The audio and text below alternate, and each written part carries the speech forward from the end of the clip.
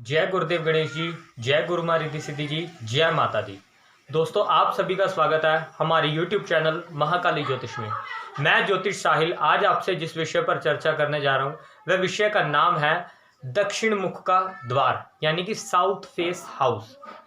किसी भी दुकान या मकान का अगर दक्षिण मुख होगा, मेन एंट्रेंस यानी मेन डोर अगर दक्षिण की ओर साउथ की ओर होगा तो उसका क्या प्रभाव रहता है। क्योंकि ज्योतिष विद्या में वास्तुशास्त्र के अनुसार इसको बहुत ही खतरनाक बताया गया है और लाल किताब ने भी इस बात को माना है। क्योंकि लाल किताब एक ज्योतिष विद्या का बहुत ही मान्यता प्राप्त वाला ग्रंथ है, परंतु उसने भी इस घर के बारे में नकारात्मक बहुत सी बातें बताई हैं। तो चलिए आज हम जानते हैं क्या वह बातें हैं और क्या इसका उपाय है, कि उपाय क्या है जिसको करने से दक्षिण मुख में आने वाली परेशानियों को दूर किया जा सकता है। तो चलिए दोस्तों जानते हैं। सबसे पहले तो दक्षिण मुख का द्वार होता क्या। अगर आप बात करेंगे वास्तुशास्त्र के अनुसार तो दक्षिण मुख का द्वार बहुत ही नकारात्मक प्रभाव वाला बताया गया है। इससे लगने वाले कोण यहाँ तक कि दक्षिण पूर्व और दक्षिण पश्चिम भी नकारात्मक प्रभाव वाले बताए गए हैं। अगर किसी व्यक्ति के घर का मुख्य द्वार या उसके व्यापारिक स्थल, दुकान इत्यादि का द्वार अगर इस तरफ हो तो उसको बहुत ही नकारात्मक प्रभाव देखने को मिलते हैं। जैसे कि धन की हानि होना, मतलब कि धन लाभ की जगह हानि होना, व्यापार में नुकसान घाटा चलते रहना, बीमारियां रहना, बिना बात के बीमार रहना, इंसान को बीमारी का पता ना लगना और बहुत तरह की बुरे हालात उसको देखने को मिलते हैं इस द्वार वाले घर में या दुकान में। व्यापार बिल्कुल नहीं चलता है। अगर वो इंसान अच्छा सोचता है तो उसके साथ बुरा हो जाता है। वो सोचता है कि मैं आगे बढ़ूं, परंतु वो आगे बढ़ नहीं पाता है। उसको अगर लगता है कि मेरी अब तरक्की होगी तो तभी उसकी और हानि होने जाती है। तो ऐसे में ये घर का प्रभाव रहता है। कोई भी भगवान की वो पूजा पाठ करता है, पूजा पाठ उतना असर नहीं करती है, क्योंकि यहाँ पर सदैव नकारात्मकता का वास रहता है। बिना बात की परेशानी सदा सर पर ही विराजमान रहती है इस घर में। इसका बहुत ही बुरा प्रभाव देखने को मिलता है व्यक्ति के जीवन में, और खास कर उस घर की औरतों पर यानी लेडीज पर इसका खास बुरा प्रभाव रहता है। सबसे ज्यादा औरतों के लिए यह हानिकारक होता है। पुरुषों को भी ये तंग करता है, परंतु औरतों पर सबसे ज्यादा अपने नकारात्मक प्रभाव देता है। इस घर में औरत सबसे ज्यादा दुखी रहती है। तो इस चीज का मैं आपको आज हल बताने जा रहा हूं कि क्या हल है, क्या उपाय है। सबसे पहले तो ये कि दक्षिण का द्वार आपको 100 में से 99% लोगों को तंग करता है। कोई 1% हमने ऐसा भी अपने एक्सपीरियंस में अब तक देखा है कि लोगों को इसने तंग नहीं किया।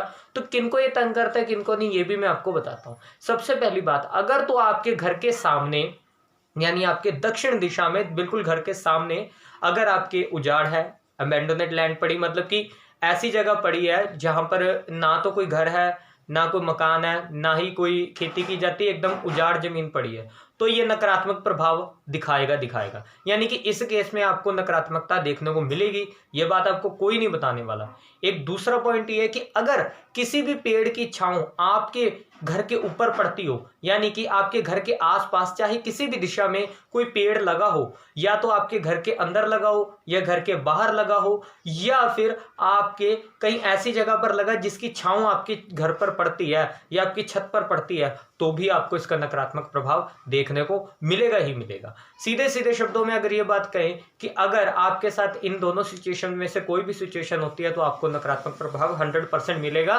ये गारंटी के साथ मैं बात कहता हूं। अब इसके अंदर कई बार ऐसा भी होता है कि हमारे घर के ऊपर छोटा सा पीपल उगा था, तब भी ये निशानी नकारात्मकता की ही है। क्योंकि इस घर में अगर ऐसी निशानियां देखने को मिले तो बुरा प्रभाव।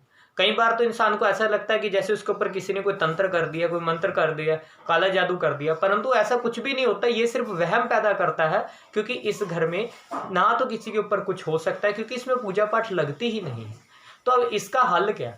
ज्योतिष के अनुसार इसका हल सबसे पहला तो यही है कि अगर आप इस घर का फेस बदल सकते हैं, अगर आप इसके मुख को बदलकर किसी और साइड कर सकते हैं, यानी दक्षिण से बंद कर पूर्व की तरफ, उत्तर की, पश्चिम की तरफ निकाल दे तो बढ़िया है। परंतु ज्यादातर हमने जो अब तक एक्सपीरियंस में देखा है कि लोगों को घर का मुख्य द्वार चेंज करने की जगह भी नहीं छोड़ता ये ग्रह जब इंसान को तंग करता है। क्योंकि ज्योतिष विद्या के अनुसार इसको लाल किताब ने मंगलबद्ध बताया। मंगल के 2 पार्ट बताए आए एक नेक और बद। जब मंगल बद होगा तो बहुत खराब करेगा, और इस घर को मंगल बद के प्रभाव वाला बताया गया। तो अब इस घर का अगर आप मुख्य द्वार चेंज कर देते हैं तो पहला तो उपाय यही है कि बहुत बढ़िया हो जाता है।